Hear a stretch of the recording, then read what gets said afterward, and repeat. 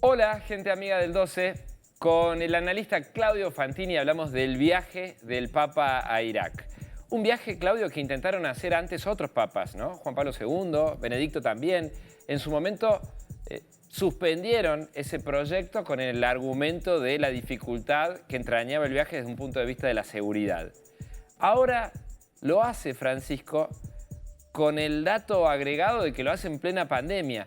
¿Por qué es tan importante para un papa ir a Irak? En plena pandemia y todavía con niveles de violencia muy importantes. Además. En Irak, ¿no? Yo creo, Federico, que para un papa es muy importante Irak por la importancia histórica y también demográfica de la comunidad cristiana que hay en Irak. En Irak están las comunidades cristianas más antiguas del Oriente Medio, ¿no? Junto con los coptos, que son los cristianos egipcios, los caldeos, los asirios y los siríacos son los grupos árabes cristianos más antiguos. Y en Irak los caldeos, los asirios y los siríacos han sido siempre una minoría de una fuerte presencia y desde los orígenes mismos de esa nación, la nación iraquí. Las estadísticas señalaban, los censos señalaban hasta el régimen de Saddam Hussein, o sea, hasta la década de los 90, que los caldeos, los asirios y los siríacos, o sea, los árabes cristianos de Irak, eran alrededor de 1.500.000 personas. Hoy las estadísticas dicen que solo quedan entre 200 y 300.000 personas que pertenecen a las comunidades árabes cristianas. De ese modo vemos cómo desde la caída de Saddam Hussein en las guerras del principio de la década pasada hasta la actualidad, la gran mayoría de los árabes cristianos ha sido o bien expulsada de esos territorios que habitan desde tiempos ancestrales o bien aniquiladas, ¿no?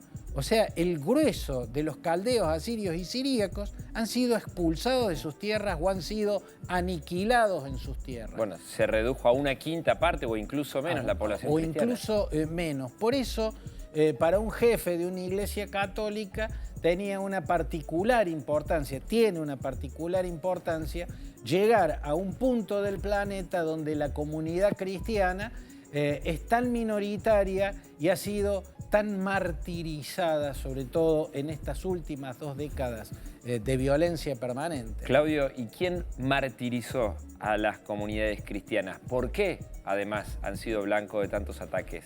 Bueno, Irak es un país que está compuesto por 3 grandes grupos étnicos. Los 3 son o tienen en común ser de la religión musulmana.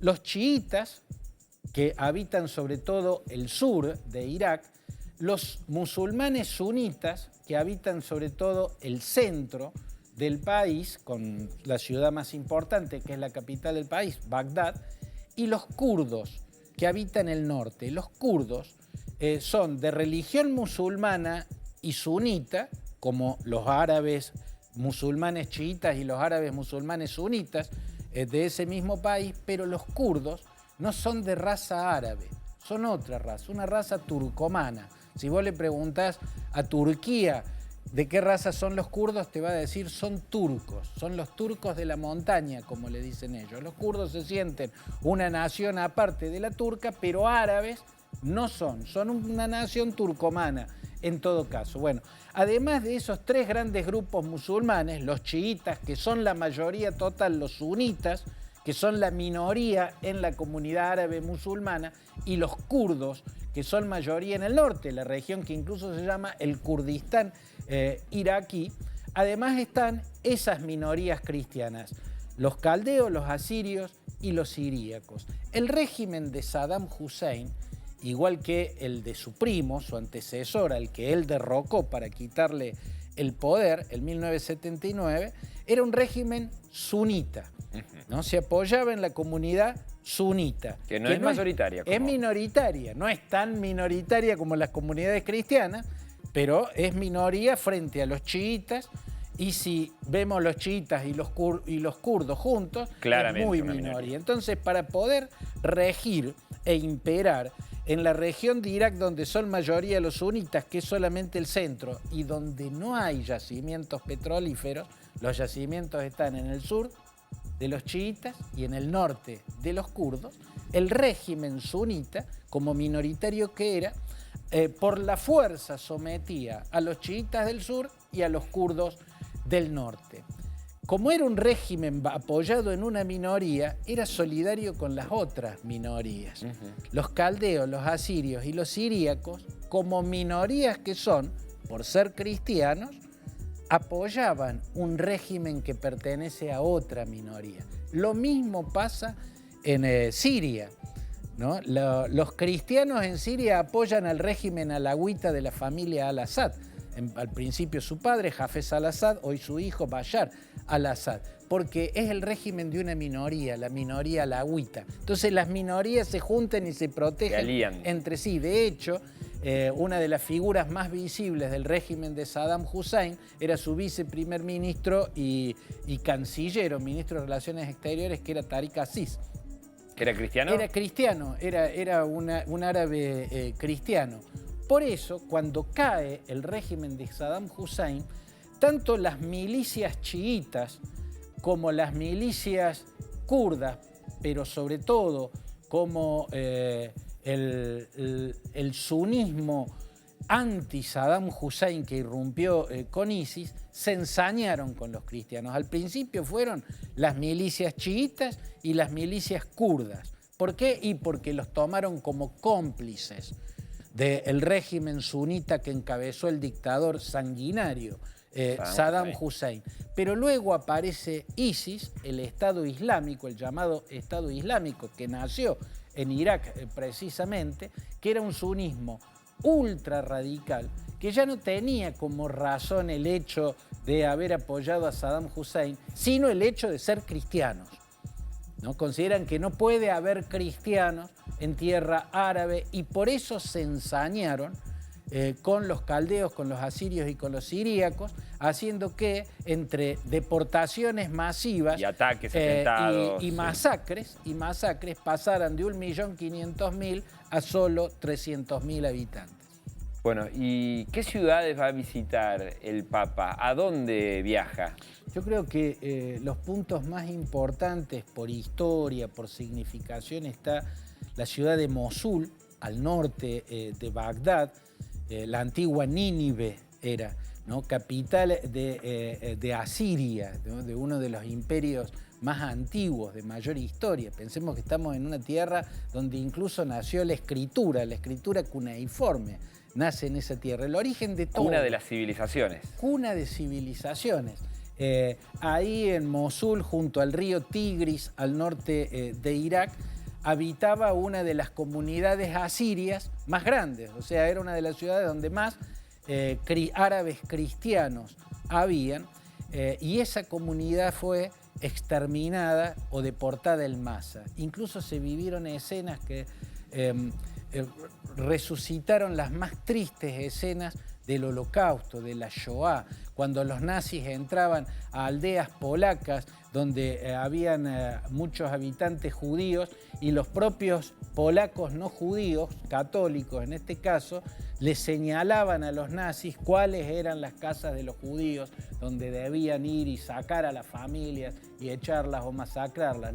Escenas similares se habían vivido en Ucrania, ¿no? Cuando fue invadida por los nazis. Bueno, el Mosul relatan las crónicas de los peores años de la ocupación de Estado Islámico de esa ciudad tan antigua a la orilla del Tigris, es que los habitantes musulmanes sunitas de Mosul le señalaban a los milicianos, a los yihadistas, cuáles eran las casas de los asirios, cuáles eran las casas de los árabes cristianos. En tiempos recientes. Y después de deportarlos o de matarlos, derribaban las casas con topadoras. Por eso Mosul es muy simbólica de eso. También es muy importante la visita a Nayaf, Nayaf está al sur de Bagdad, a unos 150, 160 kilómetros al sur de Bagdad. Ya entramos en el territorio donde es mayoría el chiismo. Allí el Papa va a visitar esa ciudad, que es una de las ciudades sagradas del chiismo. La otra es Karbala, donde murió en una antigua batalla Hussein, el nieto del profeta Mahoma, dando inicio al cisma, ¿no? Y al nacimiento del chiismo. Bueno, Nayaf es la otra ciudad sagrada y allí el Papa se va a encontrar con Ali al-Sistani. El ayatollah Ali al-Sistani es el máximo exponente religioso de la comunidad chiita iraquí. Que es mayoritaria en Irak. Claro. Después va a visitar Ur, ¿no? Ur es la antigua capital del reino de los sumerios. De los sumerios. ¿No? Imagínate la historia que tiene. Ahí nació Abraham.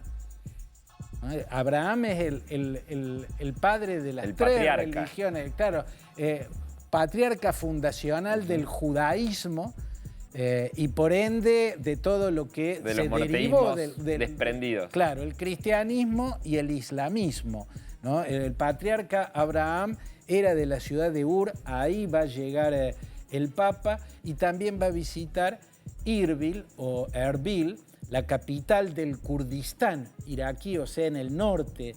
Y esta es una visita muy importante, sobre todo por lo riesgosa. Pensemos que un par de semanas antes de que el Papa llegara a esa ciudad del norte iraquí, hubo un ataque contra una base militar norteamericana. Ahí, en esa región. Claro, o sea que además siempre se tuvo al Kurdistán iraquí como uno de los territorios más seguros para las tropas norteamericanas, porque los kurdos, tanto en Irak como en Siria, han sido muy aliados de los norteamericanos. Así y todo, hace pocos días, hace un par de semanas, hubo un ataque con proyectiles, ¿no? Por lo cual después Biden hizo atacar o bombardear del lado sirio de la frontera una supuesta base de milicianos pro-iraníes. Chiitas pro-iraníes, ¿no? O sea, el Kurdistán está siendo un punto o un escenario de confrontación entre milicias chiitas pro-iraníes que quieren expulsar a los norteamericanos de ese territorio, pero también está siendo siempre asediada por Estado Islámico, por esos yihadistas siniestros,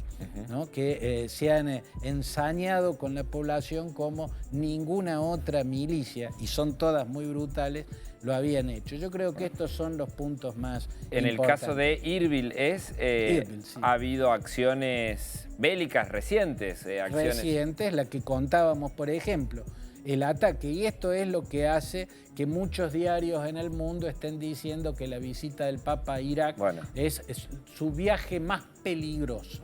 El más riesgoso de todos sus viajes. ¿Y es así? ¿Vos sabés que yo coincidís? Pienso, dejando en claro que luego puede producirse algún acontecimiento que nos desmienta. Ojalá que no, por supuesto. Pero al momento de plantearse ese viaje, que sin duda está lleno de riesgos, al momento de plantearse, desde mi punto de vista, no es el más riesgoso. El Papa ya ha realizado un viaje muy riesgoso, que fue en el 2017 su visita a Egipto.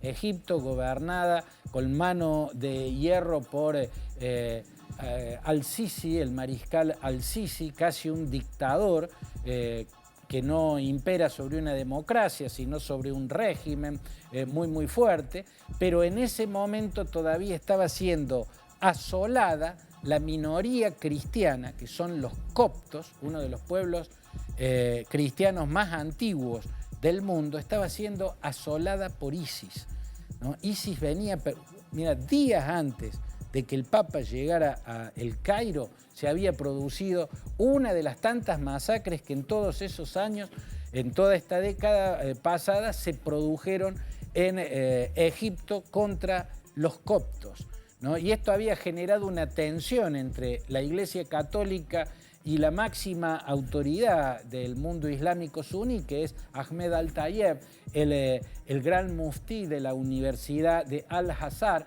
que es una universidad que es una de las instituciones guías del Islam sunita. Bueno, Una institución Al-Tayeb, teológica que tiene su sede ahí en el Cairo. Al-Tayeb había roto relaciones con el Vaticano, había cortado el vínculo con el Vaticano por las quejas muy duras de Benedicto XVI en el 2011 contra una masacre de ISIS contra los coptos, ¿no? Las permanentes masacres contra los cristianos egipcios. Hizo un pronunciamiento muy fuerte en Benedicto XVI, que después además tuvo otros choques con el Islam a partir de otros hechos, las caricaturas y los atentados en Europa, pero eso había determinado una ruptura del vínculo. O sea, era peligroso Egipto porque ISIS tenía una presencia muy fuerte, estaba perpetrando masacres y mostrando un poder de fuego muy grande, y porque Ahmed Al-Tayeb, la máxima autoridad del Islam, hasta ese momento venía con una muy mala relación con el Vaticano. Aquel fue un viaje muy peligroso también. Yo no sé si no fue más peligroso que este, pero este, sin duda, es un viaje con riesgos. Claudio, un gusto, como siempre. El gusto es mío, Federico. Amigos, nos reencontramos acá en el canal del 12 en cualquier momento.